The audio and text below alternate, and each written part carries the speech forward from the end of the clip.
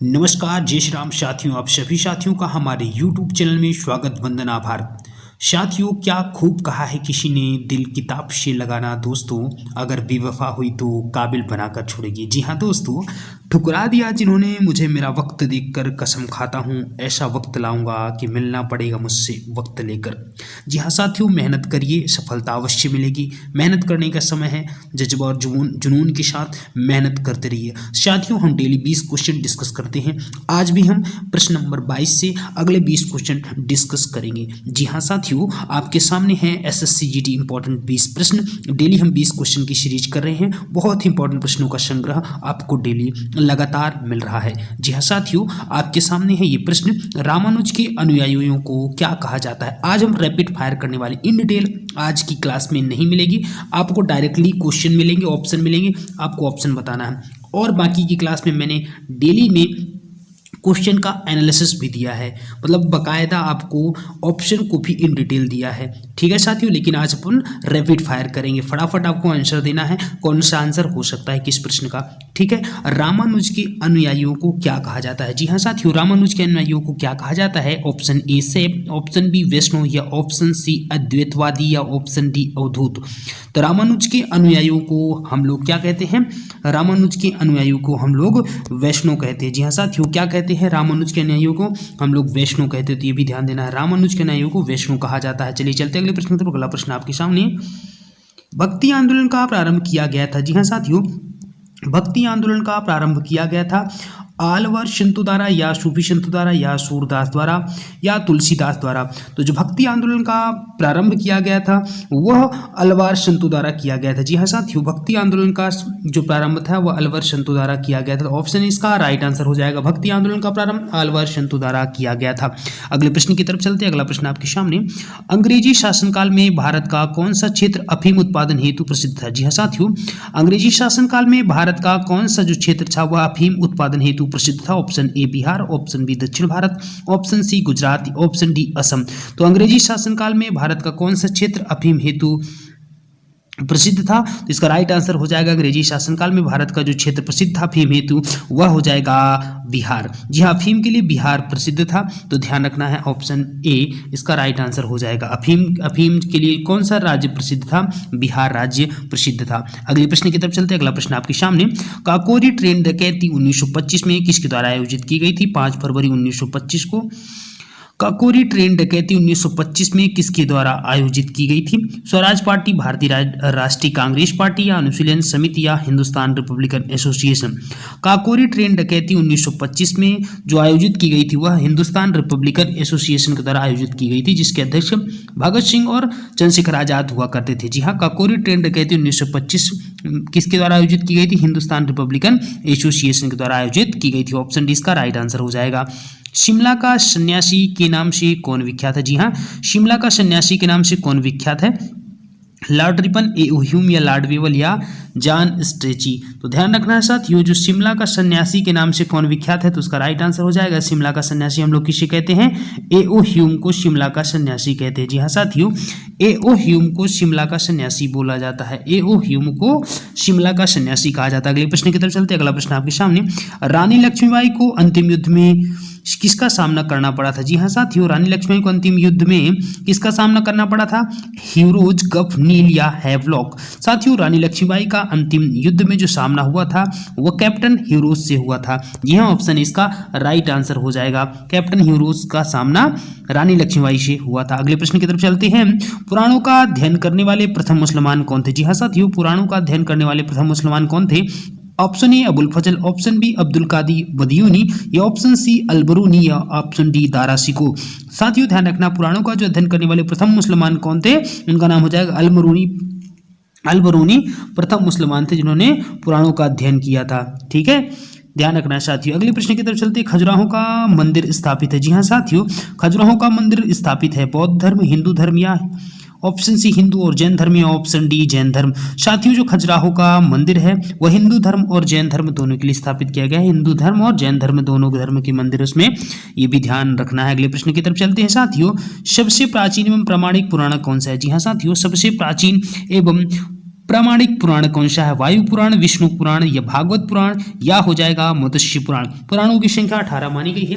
सबसे प्राचीन एवं प्रामाणिक पुराण कौन सा हो जाएगा? इसका राइट आंसर हो जाएगा सबसे प्राचीन और प्रामाणिक पुराण को मत्स्य पुराण बोला जाता है। सबसे प्राचीन और प्रामाणिक जो पुराण है वह मत्स्य पुराण है। अगले प्रश्न की तरफ चलते हैं। अगला प्रश्न आपके सामने, स्वतंत्रता, समानता एवं बंधुत्व किस क्रांति का नारा है? जी हाँ साथियों, स्वतंत्रता, समानता एवं बंधुत्व किस क्रांति का नारा है? अमेरिका क्रांति, फ्रांसीसी क्रांति, इंग्लैंड की क्रांति और रूसी क्रांति। आंसर हो जाएगा फ्रांसीसी क्रांति। जी हाँ साथियों, फ्रांसीसी क्रांति से ही हमने स्वतंत्रता, समानता एवं बंधुत्व को लिया है। अगले प्रश्न की तरफ चलते हैं। अगला प्रश्न आपके सामने, औद्योगिक जो क्रांति है उसकी शुरुआत कहाँ से हुई थी? जी हाँ साथियों, औद्योगिक क्रांति की शुरुआत कहाँ से हुई थी? Option A England, option B France, option C चीन या option D America.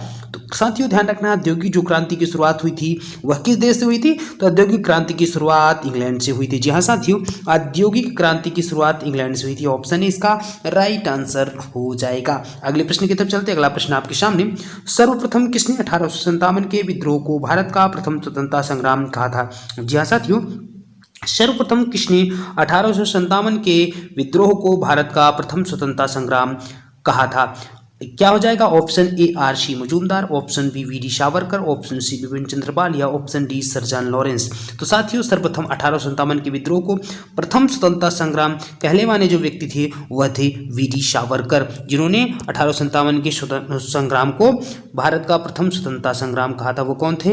VD. Savarkar थे। ठीक है, अगले प्रश्न की तरफ चलते हैं। अगला प्रश्न आपके सामने, अलबरूनी किसके साथ भारत आया था? जी हाँ साथियों, अलबरूनी किसके साथ भारत आया था? Option A Mahmud Ghaznavi, option B Mohammad Ghori, option C Sikandar या ऑप्शन डी मोहम्मद बिन कासिम। तो साथियों ध्यान रखना है, जो अलबरूनी था वह महमूद गजनबी के साथ भारत आया हुआ था।